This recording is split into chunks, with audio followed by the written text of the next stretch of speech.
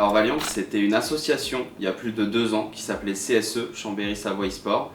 Et c'est une entreprise maintenant depuis 1 an et demi, 2 ans, sous le nom de Team Valiant du coup. Et c'est Simba, le fondateur de l'association et le CEO de l'entreprise. Yes, je m'appelle Nolan, j'ai 26 ans et je suis directeur et fondateur de Team Valiant. On avait 3 corps d'activité dans cet asso. La première, c'était la gestion d'un club semi-professionnel, semi-amateur, donc un peu la continuité de ce qu'on est aujourd'hui. La deuxième, c'était de l'accompagnement et du développement de jeunes créateurs de contenu. Donc on prenait des gens qui voulaient un peu se développer sur les réseaux et on leur donnait les clés pour réussir. Donc ça allait de comprendre l'algorithme des réseaux à passer par comment fidéliser une communauté. On mettait en relation aussi des monteurs et des graphistes qui essayaient de chercher un peu de travail et d'expérience, etc. Et la troisième activité, c'était une activité de prévention et de sensibilisation sur les dérives des jeux vidéo, la sensibilité numérique et les dérives de l'e-sport en général. Donc on abordait des sujets un peu comme le cyberharcèlement, l'isolement social, l'anonymat sur les réseaux, mais ça pouvait aller aussi sur des trucs un peu plus psychomoteurs comme le temps de jeu par rapport aux écrans, comment tu dois te tenir sur ta chaise, le filtre lumière bleue, etc. Enfin voilà, on essaie un peu de rendre sain un peu plus la pratique des jeux, faire comprendre aux jeunes que c'est pas en jouant 8 heures par jour aux jeux vidéo que tu vas être pro, qu'il y a une manière de le faire, qu'il faut l'optimiser, et voilà quoi. Et du coup en fait ça a plutôt bien marché. Le club associatif a fait des bons résultats, a commencé à faire parler de lui. Et du coup, ça a donné lieu au fait qu'on passe l'étape supérieure qui était de créer une société. Et donc là aujourd'hui, Team Valiant, ça a 2 corps d'activité. Le premier, c'est le club e-sport que tout le monde connaît et qui est aujourd'hui l'essence même de l'entité publique de ce que c'est. Et le deuxième, c'est une agence de consulting sur des sujets gaming, e-sport et influence. Donc on va intervenir un peu auprès de marques, auprès d'annonceurs et en se positionnant en tant qu'expert e-sport sur des sujets comme ça peut être divers et varié. Cette année, on a bossé sur la création d'une salle e-sport à Courchevel.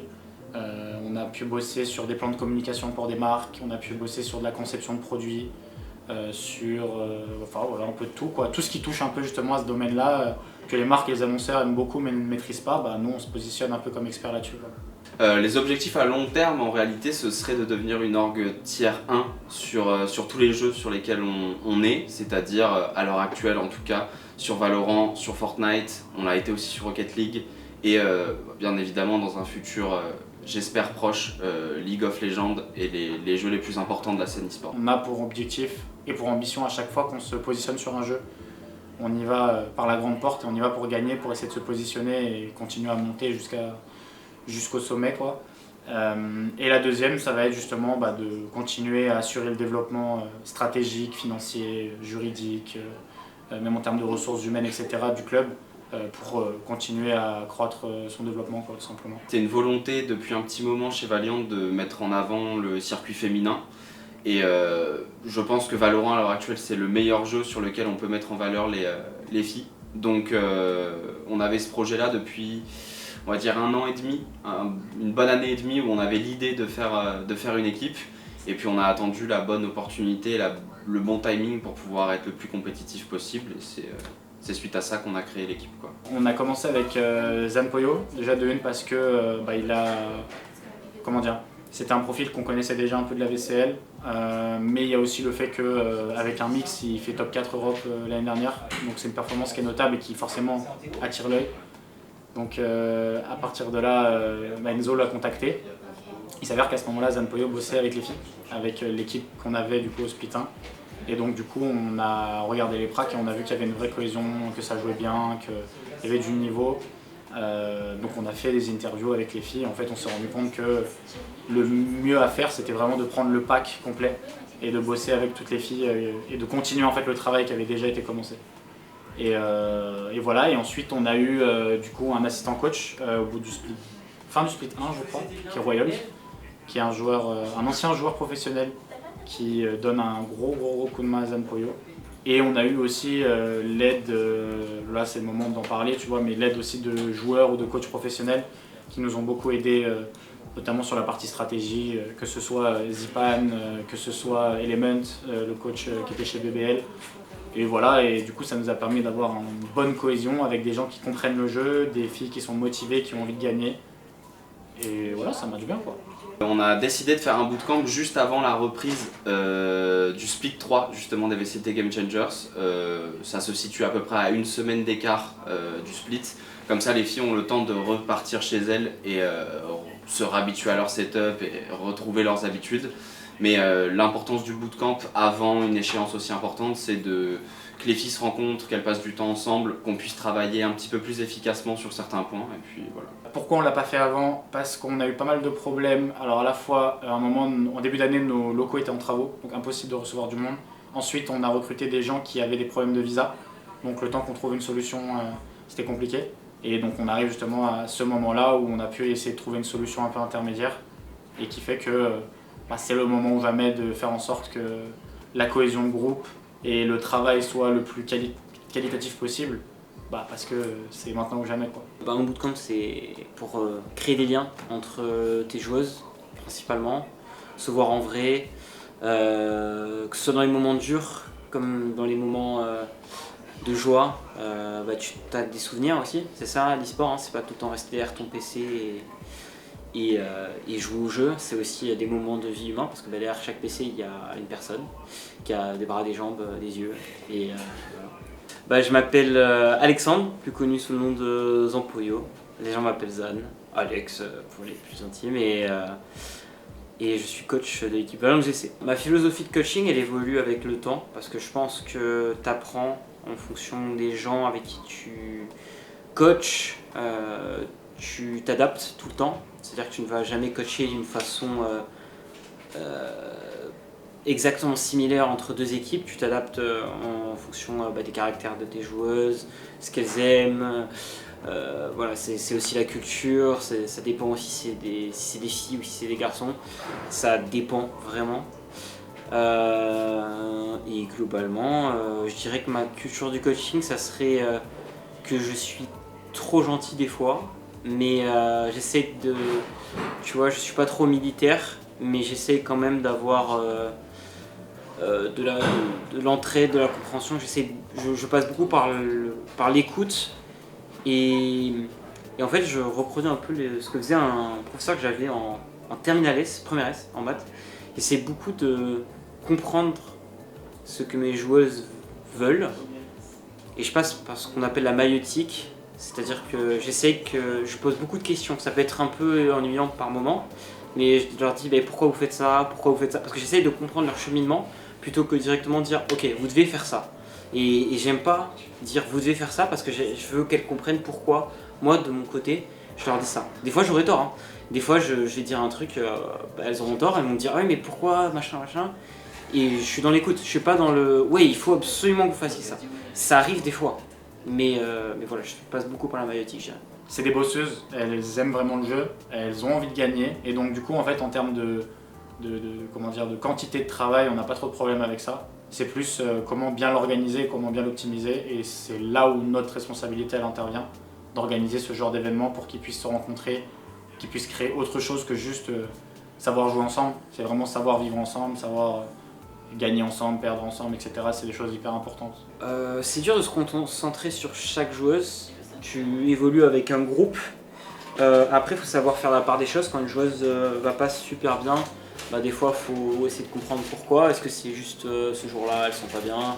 Est-ce que c'est la map où elle se sent pas bien? Est-ce que c'est l'agent? Est-ce que c'est une non-compréhension? Donc à ce moment-là, oui, on part sur lundi. Je demande à mon assistant coach de m'aider. Pick here and I. Okay, we're gonna make an exercise, guys, because it's annoying. Cut all the sound on the game. No. What? Turn all the stuff out. The video, the game. You go on audio, sound, and you put all the three first off. Why? Because you focus on communication. Because the call are late, people are not ready on their setup. Since the last practice, it's always the same thing. On retake, we take too much time, so you're gonna do this exercise, you focus on the communication. Because I want to see the communication. Normally, you have less sound, you should No, you communicate got tilted more. because one round it was late call and No? you thought yes. If No, I it was didn't. exercise, you would tell us to Can you let me talk? unmute and Can you mute let me again. talk? Can you No, let me talk? because you don't let me talk also. No. The communication is bad today. Off angle on short. The only angle you could have to against top is the one on the box. If not, it's a mistake. So just do again, and you. Knock, I put my shot. Yeah, always. Yeah, when? My bad. Je pense qu'aujourd'hui c'est un bon joueur difficile en vrai. Ça arrive, hein. Dans toutes les équipes il y a des moments où voilà, il y a des joueurs qui sont plus difficiles que d'autres, hein. C'est comme ça. Je sais pas si c'est parce qu'il pleut à Paris, mais en tout cas, ouais, non, le début du bootcamp s'est extrêmement bien passé.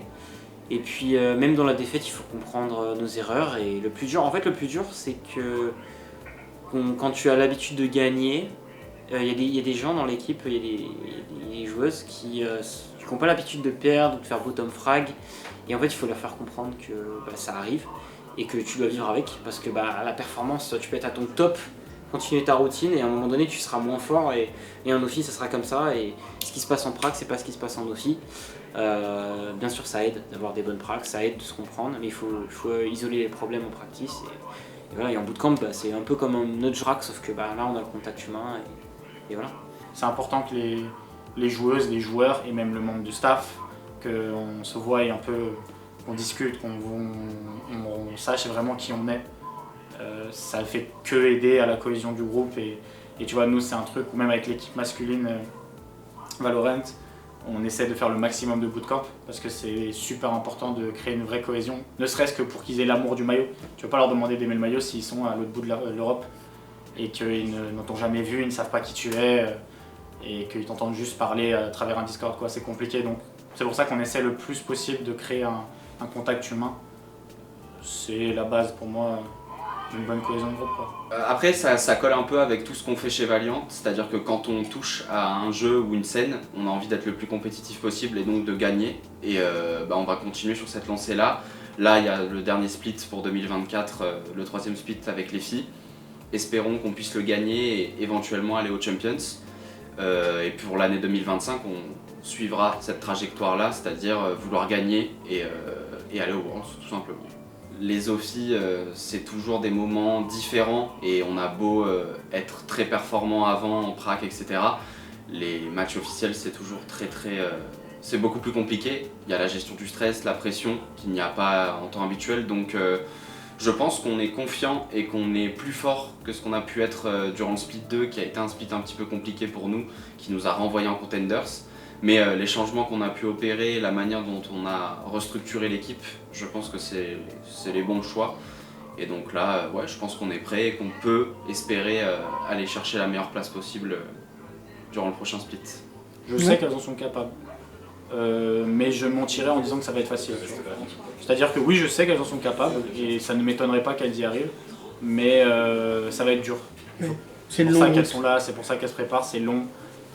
T'enchaînes beaucoup de matchs, il y a beaucoup de critères qui sont pas forcément prévus mais qui peuvent intervenir et qui peuvent venir un peu tout chambouler, donc oui, elles en sont capables, mais ça va être dur. Mais j'ai confiance en elles, hein, Ninou? Oui, de fou. J'ai confiance en toi. Qu'est-ce qui t'arrive? Intéressant. T'as pris des mochi mochi? Machi machi. C'est quoi ça? Ah, ok. Oh non, Pas deux fois. Dream, s'il te plaît. Non, t'inquiète. Ouais. Tout à l'heure, ouais, Dream a fait tomber toute sa bouffe partout, c'était un bordel, ça sent l'ail de partout dans le hall du bootcamp. Mais sinon, non, en réalité, ça se passe bien, il n'y a pas forcément d'anecdotes plus loufoques que ça. Elles sont... Alors, attends, qu'est-ce que je pourrais dire? Je pense que Zanpoyo, c'est le mec le plus aigri que je connaisse. Je pense que Dream, c'est la fille qui s'en fout le plus de tout. C'est-à-dire, tu lui dis, tu veux manger quoi? Je m'en fous. On va où? Je m'en fous. Tant qu'il y a du Valorant qui est quelque part, elle, ça lui va. Je pense que Mel, elle fait la petite chipie un peu partout. T'es prêt? C'est le truc le plus cool que tu vas avoir dans ton vlog. T'es prêt? Vas-y, vas-y. Ça arrive. Ça va, t'es content de ton achat? Ça c'est cool. T'as vu? Il reste Lisa et Lisa c'est c'est la petite boudeuse. Elle Et aime bien Ninou? bouder. Ouais. Et Ninou c'est Marseille bébé. Je trouve ça génial qu'un éditeur comme Riot fasse la promotion de l'inclusivité avec les filles, créer un circuit compétitif complet. Donc c'est vraiment cool dans un premier temps.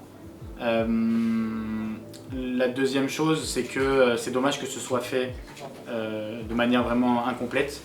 Mais en réalité, ce n'est que le début et on sait très bien que au début, c'est jamais parfait, quoi. Donc, je pourrais gueuler et dire exactement la même chose, tu vois, c'est effectivement, oui, c'est chiant quand on n'a pas de clean feed, c'est chiant quand on n'a pas de LAN. Donc en fait, on sent vraiment qu'il y a une partie incomplète du circuit qui est proposée. Mais en réalité, c'est quand même une initiative qui est bien. C'est pour ça que nous, on est là aussi, c'est parce qu'on croit aussi en ces valeurs-là, tu vois.